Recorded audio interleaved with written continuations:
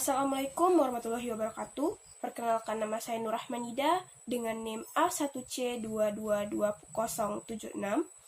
Di sini saya akan menjelaskan mengenai teori-teori belajar. Yang pertama, teori pembelajaran behavioristik.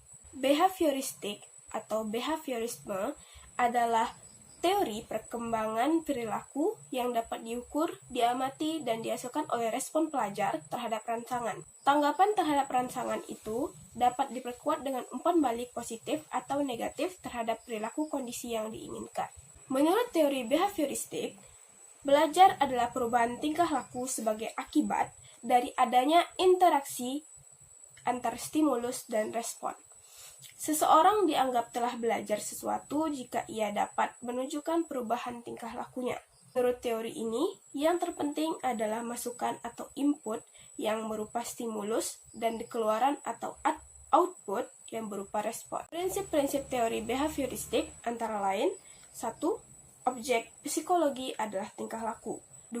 Semua tingkah laku dikembalikan pada refleks. 3. Mementingkan pembentukan kebiasaan.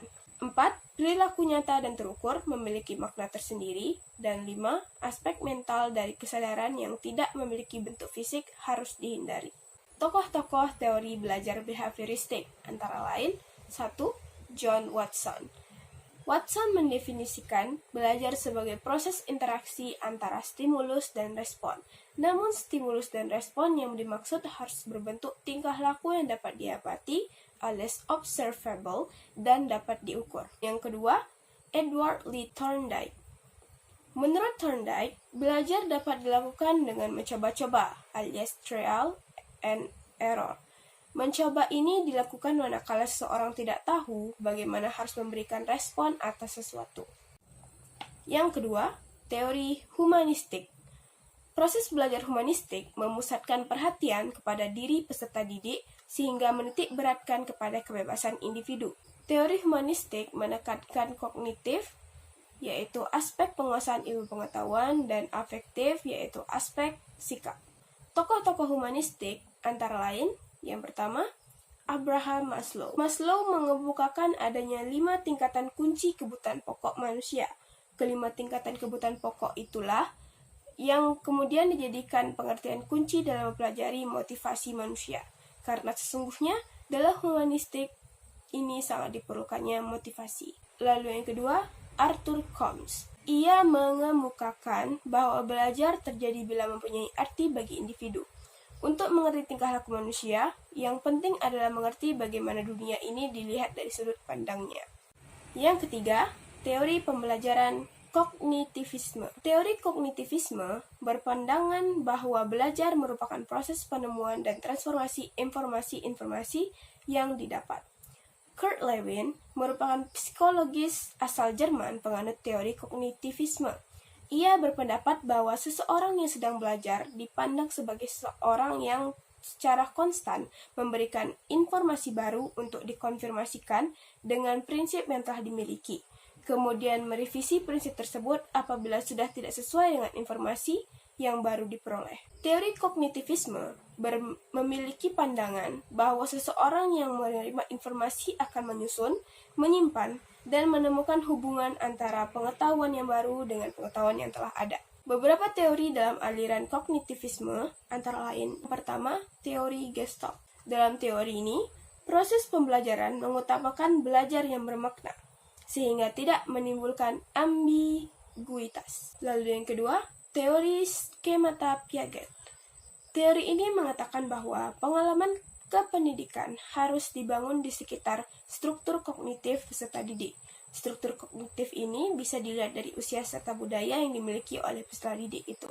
Yang keempat, teori pembelajaran konstruktivisme. Teori konstruktivisme memiliki perspektif bahwa belajar merupakan konstruksi informasi yang masuk ke otak.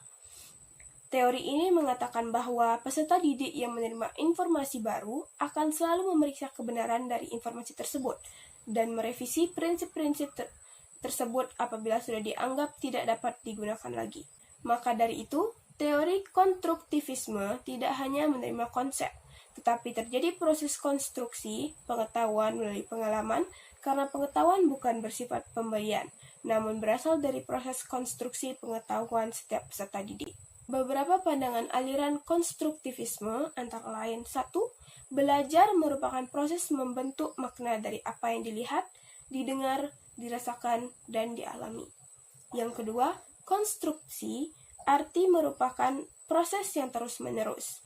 Setiap kali berhadapan dengan fenomena atau persoalan yang baru, peserta didik akan selalu mengadakan rekonstruksi. Yang ketiga, belajar merupakan proses membentuk atau mengembangkan pemikiran yang menuntut penemuan dan pengaturan kembali pemikiran seseorang. Yang kelima, teori pembelajaran sibernetik.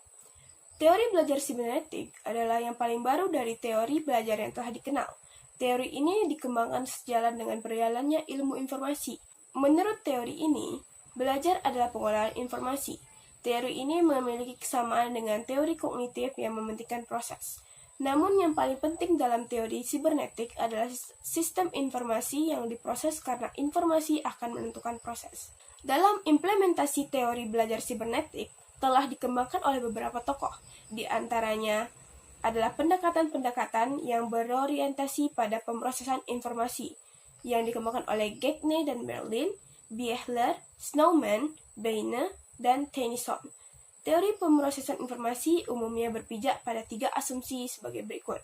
Yang pertama, antara stimulus dan respon berpijak pada asumsi yaitu pemrosesan informasi ketika pada masing-masing tahapan dibutuhkan sejumlah waktu tertentu.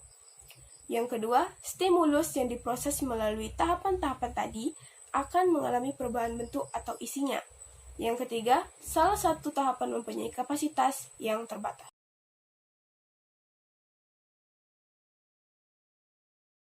Sekian penjelasan dari saya. Kurang lebihnya mohon maaf. Saya akhiri. Wassalamualaikum warahmatullahi wabarakatuh.